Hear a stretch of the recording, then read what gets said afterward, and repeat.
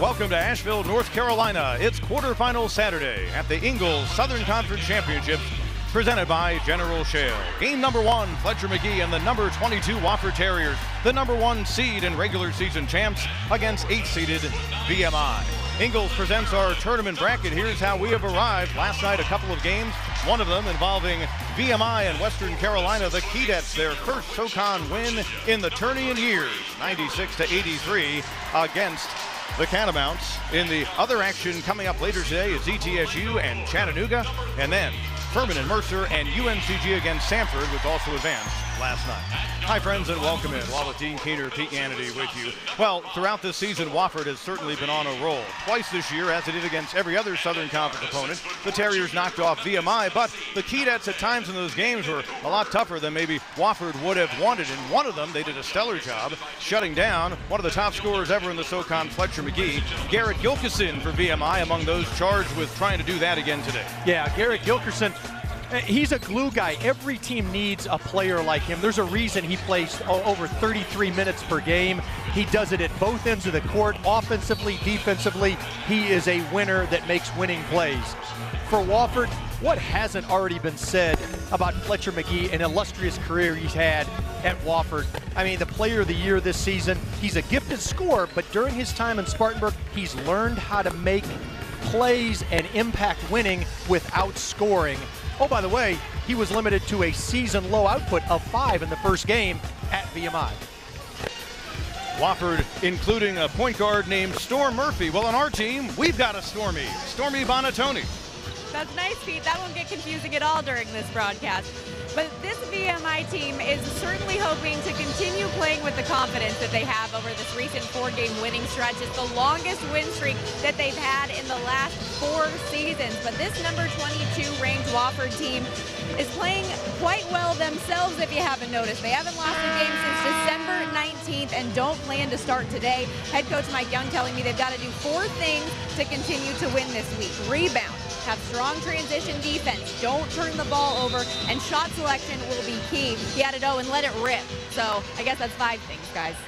That rebounding topic, one we'll delve into in a moment. And Dean, let the record show, in pregame, Storm Murphy of Wofford gave a high five to our own Stormy Bonatoni. Fletcher Magee doing what he does, firing away from 3, can't get that one to go down. And we're underway here in Asheville, North Carolina at the U.S. Cellular Center. Dean, what a great day of hoops this is. So good to have everyone on board today. I think it's arguably the best tournament in college basketball this year. Contact inside, and Cam Jackson was trying to induce the charge. Instead, he'll be called for the first personal foul of the ball game, the senior center for Wofford. Well, his feet were set. It was just he was inside that restricted arc, so pretty easy for the official on the baseline to make that call. And so often we think vertically down the lane of being in the arc. In that case, it was a horizontal situation. That's correct, yep. Miles Lewis trying to get it inside, and Keve Aluma takes it away for the Terriers. 20 steals in the season, a Wofford team that forces 14 a game. A huge improvement by Aluma this season from freshman to sophomore year. He's a guy that can switch and play really all 5 positions defensively. Jackson reversing on the freshman, Jake Stevens, and Cam Jackson, who this season had a double-double against VMI with the first bucket of the game. Wofford's got a lot of advantages offensively, but maybe as much as anywhere in low, Cam Jackson really can have a day today if he'll post up low. Garrett Gilkison coming up empty. There's Storm Murphy of the Terriers. Their sophomore point guard out of Middleton, Wisconsin.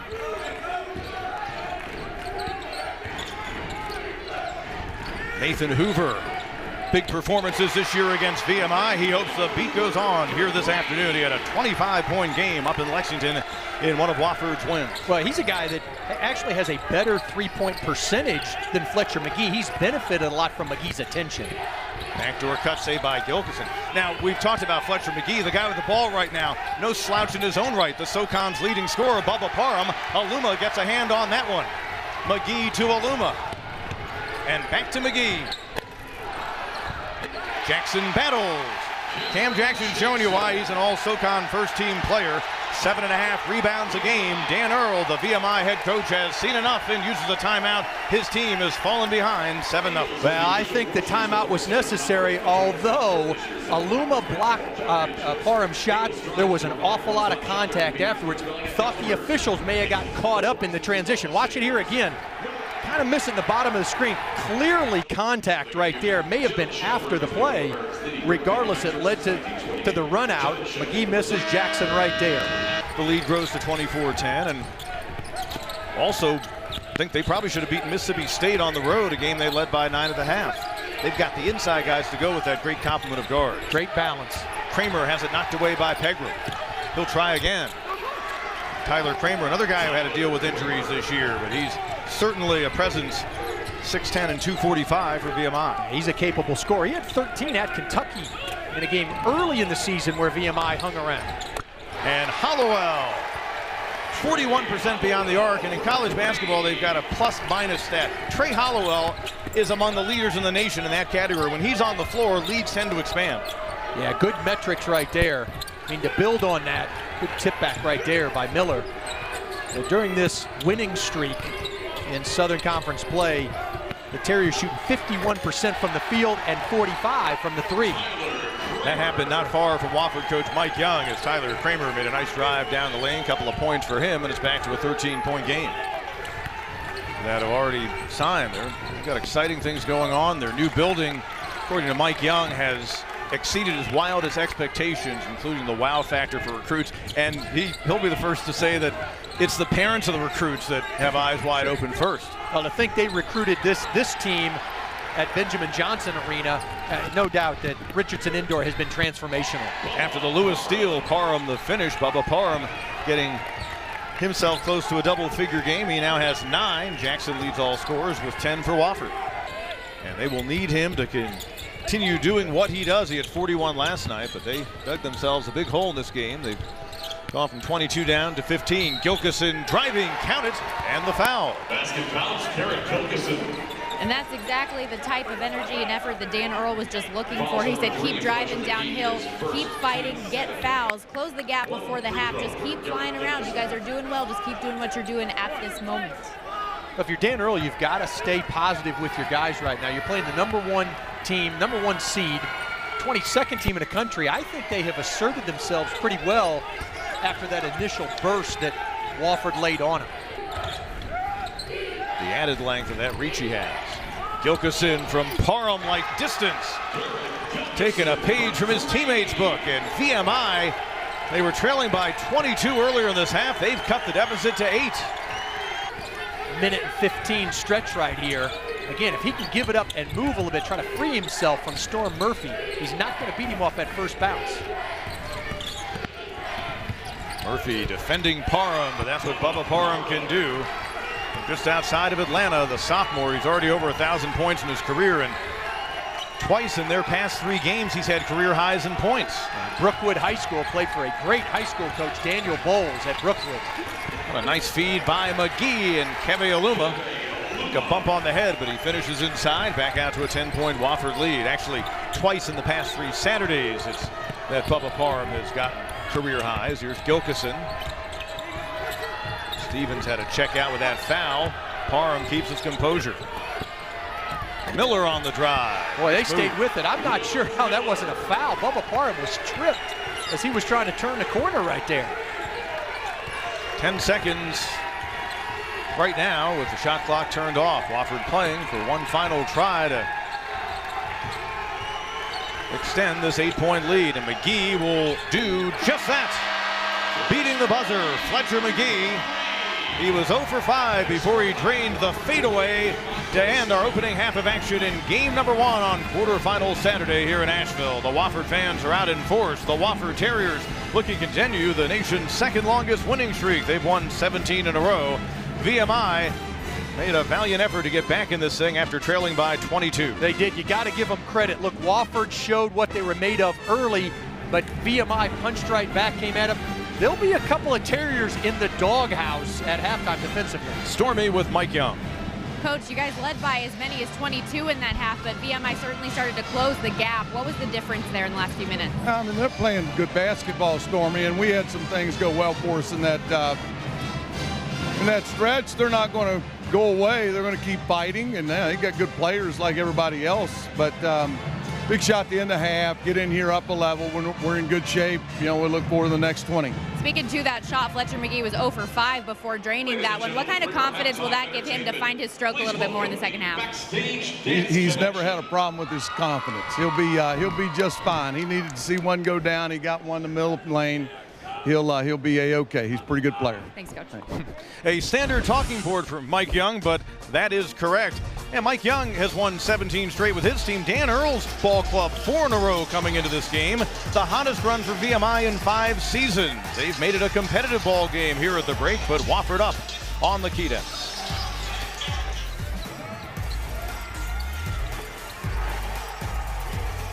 I'll have the Langenstein.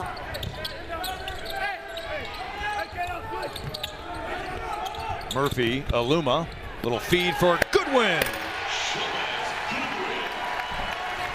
Marble went right on down the line that time. Bubba Parham, and at the rim, Parham enforcing at 5'11". At this point, VMI has proven they can score against Wofford, but they've got to stop them defensively. Counted for Hoover. He's got free throw coming up. Ingalls, your neighbor for over 50 years. Fletcher McGee, Cam Jackson, first team all SoCon players. McGee, the player of the year and front and center in our Star Watch throughout this game. Interestingly, Bubba Parham was not a first team all SoCon selection, although, boy, who do you put him ahead of those 5 guys? I mean, there were 5 really good ones. Matt Rafferty at Furman, Francis Alonso, Isaiah Miller at UNCG, and then Cam Jackson and Fletcher McGee. I mean, league jam-packed with talent this year. Fresh 30 for the Terriers after the VMI foul gives them 3 for the game. As Will Miller picked up his second. Murphy rattles out, no good. Oh, what a nice segue it would have been for me to say Storm Murphy, and then Go to me, Stormy Tourney. No, but this right here is what Dan Earl wanted to see from VMI. He wants them to offensively begin to impose their will. He said, you go where you want to go. If somebody's on you, jab, get the hands off you and go. Don't get pushed around. You do the pushing, and wants to see some more ball movement. He also said, if you miss a shot, sprint back, because I'm not watching any more of this lob it up kind of stuff. You guys don't let them do that to you. Wow, that is a scary move inside.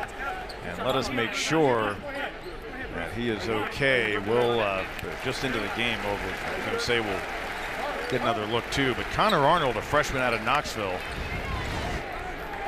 He just was trying to help. He got there a split second too late, went for the shot fake. You hope that just kind of took the air out of his sail just a little bit. We saw them last week in Lexington. They rallied from 10 down at home against the Citadel late in the second half and came away with the victory. And they had good late season wins at Western Carolina and home against a Mercer team that was able to avoid playing on the opening day of the tourney and getting a 6th seed. Trey Hollowell.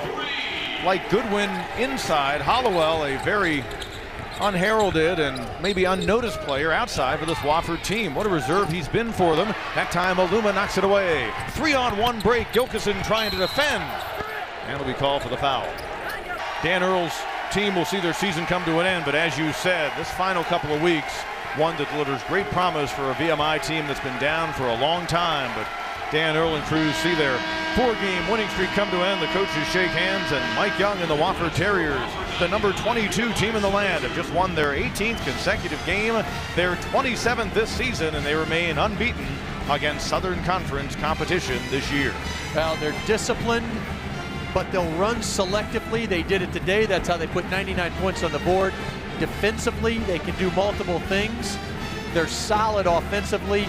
In fact, they're more than solid. They were a juggernaut today, putting 6 guys in double figures. Hollowell had 8, had a chance to make it 7. This is a team that has a chance to have a special season, game by game. Now, they'll wait for tomorrow for the next game to see who their opponent is, but This is a team that can win the Southern Conference tournament, and equally important, they've got a chance to advance in a game in the NCAA tournament. 2 of their 4 NCAA tourney games, they lost by 4 to Wisconsin. The last time they were there, they lost by 3 to Arkansas. Yes, this would be the year that an added statement would be to win an NCAA tournament game. But for now, Storm Murphy and the Wofford Terriers moving on to the next round of the Southern Conference tournament. They are yet again back in the semifinals as they improve to 27-4.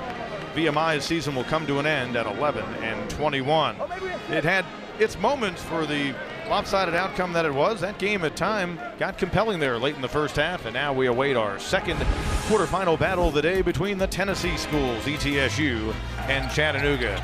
Dean, Stormy, and I look forward to that. We'll have that for you right here in just a bit, probably around half an hour to 45 minutes from now. For Dean Keener and Stormy Bonatoni, Pete Hannity saying so long. This has been a presentation of ESPN.